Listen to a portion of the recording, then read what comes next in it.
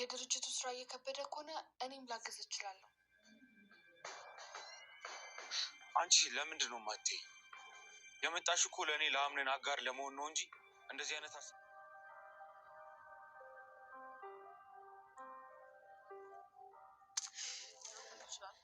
ያው ተራዋ ቤሊን ላደረገችውም ነገር ገና ዋጋዋን አልሰጠም። የተገባውበት አላማይሰ የእኔ ሰላማዊ ሰው መሆን አቶ አምናንን ይማርከዋል። ሲፈን እንግዲህ የመጨረሻ ተልዕኮዋን እየፈጸመች ትገኛለች። ሲፈን እዛ ቤት የገባችበት ዋነኛ ምክንያት እንግዲህ ቤተሰቡን ለመበጥበጥ እንደሆነ ተረድተናል። ሆኖም እንግዲህ ሲፈን አሁን ላይ የአቶ አምነንን እንግዲህ ደካማ ጎኑን አውቃለች። አቶ አምነን እንግዲህ ለእናቱ ለወይዘሮ ሰማድ ሲናገር እንግዲህ ሲፈን በጣም የተረጋጋች ናት፣ ከሁሉም እርግጥ ያለች ነች በማለት መስክሮላታል። ሆኖም ሆን ብለን አውቃ ነበረ የተረጋጋ ሰው ለመምሰል የሞከረችው። ምክንያቱም አቶ አምነን የተረጋጋ ሰው እንደመሆኑ እንዲሁም ደግሞ እርግጥ ያለች ሴት የሚወድ አይነት እንደሆነ ከዚህ በፊት ቀደም ብሎ ተነግሯታል። በሌላ በኩል እንግዲህ እሷ አላማዋ ሲፈንንና እንዲሁም ደግሞ ጀሪን እንዲሁም ቤሊን ሁለቶችን እያጣለች እሷ በመካከላቸው ሆና እንግዲህ መልካም ሰው ሆና አምነን ሁለቶችንም ጠልቶ ወደ ሲፈን እንዲመጣ ነው የፈለገችው። ታዲያ የመጀመሪያ ስራውም እንግዲህ ሰርጉ ከተደገሰ በኋላ የምታደርጋቸውን ነገሮች እያንዳንዱ የሰርጉ ዋዜ ማለት እንግዲህ እያወራችም እንዲሁም ደግሞ በስልክ እየተነጋገረችም ነበረ። እናም እንግዲህ ለጓደኛዋ ደውላ ሰርጉ በቅርቡ ሊደገስ ነው፣ ታዲያ የዛ የፕሮግራሙ ዕለት እኔ ነኝ እንጂ ሙሽራ መሆን፣ እነሱማ በጭራሽ እንደዚህ ሊሆን አይገቡም። የጀሪም ሆነ የቤሊን ትልቅ ሚስጥር ይዤባቸዋለሁ። ይህን ሚስጥር ደግሞ አምነን ከሰማ በእርግጠኝነት ሁለቶችንም አያገባቸውም እና እኔ አሁን ላይ ያው የተረጋጋው ሴት ብሆንም እንዲሁም ደግሞ በመርጠኝም በእርግጠኝነት እነሱን ለመበቀል ስል ያገባኛል በማለት እንግዲህ በስልክ ማውርታለች። ታዲያ ያ በድብቅ ያወራቸው እንግዲህ ማን ሊሆን ይችላል? የፍቅር አጋዧ ጀሪ እዚህ ፊት ጓደኛ እንዳላትና ቤተሰብ የለኝም እንዲሁም ደግሞ ምንም አግብቼ አላውቅም ብላ ለአምነን ነግረውም ነበረ። ታዲያ አምነን አሁን ላይ ቤተሰብ እንደሌላት እና ምንም አይነት የፍቅር ግንኙነት እንደሌላት ነበር የሚያስበው። ነገር ግን ጀሪ አሁን ጓደኛ አላት ከአምነን በተጨማሪ ከላዩ ላይ ደረባበት እየማገጠች ትገኛለች ማለት ነው።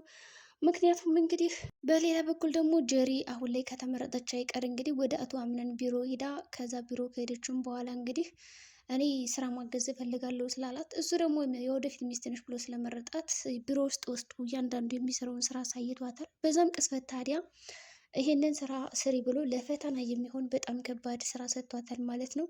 ታዲያ ሲነጋገሩ ሰምታ የነበረችው እንግዲህ ሲፈን ይህንን ነገርማ ማበላሸት አለብኝ።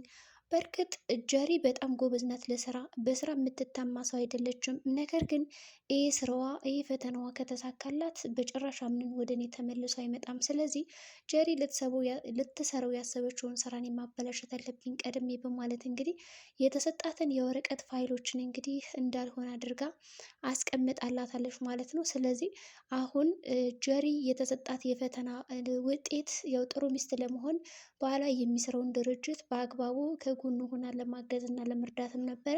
ይሄ ነገር የሚከሰትላት ወይም ደግሞ የሚሳካላት አይመስልም። ምክንያቱም ሲፈን ያንን ወረቀት አይታ ወረቀቱን ቀይራባታለች ማለት ነው። ትክክል ያልሆነ ነገር ነው መስራት የፈለገች። በዛ ጉዳይ ልትወድቅ ትችላለች ማለት ነው። ስለዚህ ቤሊን ደግሞ ትክክለኛ ወረቀቱን አግኝተዋለች ሲፈን፣ ምክንያቱም አውቃን ያስቀመጠችው ከቤሊን መኝታ ክፍል። እንዲሁም አቶ አምነን ይህንን ወረቀት ተረስቶታል ብላ ወደ ቢሮ ሄዳ እንድትሰጠው ስለምትፈልግ ከቤሊን እንግዲህ እንትን ላይ ያስቀምጠዋለች ማለት ነው መኝታ ክፍል። ምክንያቱም ጠዋት ሲያወሩ ሁላቸውም እንግዲህ ከሴቶች ፊት ለፊት ይህንን እንድታሰርልኝ ብሏትም ነበረ አምነን እና አሁን ላይ ቤሊን ስለምትወደው አቶ አምነንን ይሄ ነገር በጣም ወሳኝ ነገር ነው። ስለዚህ ፋይሉ መጥፋት የለበትም፣ ዛሬውን ይህ ስራ ተሰርቶ ማለቅ አለባት ብሎ ለጀሪ በጣም አሳስቦት ሲነግራትም ነበረ። ጀሪ ግን የተሳሳተ ወረቀትን ያዘችው አሁን ላይ። ከዛ ይህንን ነገር አስታወሰች እና እኔም ቀጥ ብዬ ወደዛ ቢሮ ሂጅ ይህንን ወረቀት መስጠት አለብኝ በማለት እንግዲህ ወደ አቶ አምነን ድርጅት ሄዳለች። ታዲያ ሲፈን ያቀደችው እያንዳንዱ ነገር ተሳክቶላታል። ለጀሪ ፎርጅድ ወረቀት ሰጠቻት፣ ለቤሊን ደግሞ ኦሪጂናል የሆነ የመስሪያ ቤቱን ወረቀት ነው የሰጠቻት። በዛ ቅጽበት እንግዲህ አምነን ጀሪ ነው ወደ ቢሮ እንድትመጣ የፈቀደው እንጂ ለቤሊን አልነበረም። ቤሊን ደግሞ ለአምነን በማሰብ ነው እዛ ቢሮ መሄድ የፈለገችው። እናም እንግዲህ ከቢሮ ከሄደችም በኋላ ሲመለከታት በጣም ይደነግጣል። አንደኛ ደግሞ እዛ መስሪያ ቤት ውስጥ በጣም ባለሀብቶች አሉ፣ ስብሰባ ነበረ።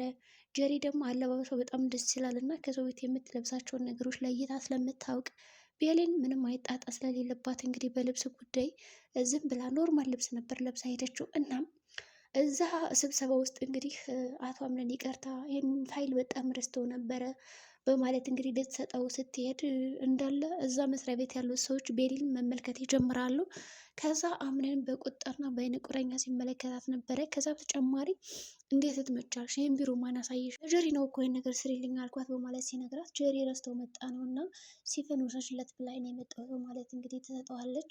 ታዲያ በዛ ቅስበት እንግዲህ በጣም ተናዶ ስለነበረ አምነን ውሃ ከፊቷ ላይ ይደፋባታል። እንግዲህ እዛ መንጋ ፊት ለፊት ነው ያዋረዳት ማለት ነው። ቤሊንም በቃ እያለቀሰች ወደ ቤቷ ተመለሰች። ወደ ቤቷ ከተመለሰች በኋላ እንግዲህ ሲፈን ስላልተሳካላት እንዲሁም ደግሞ እቅዷ በጣም ስለተሳካላት ደስ ብሏት ነበረ።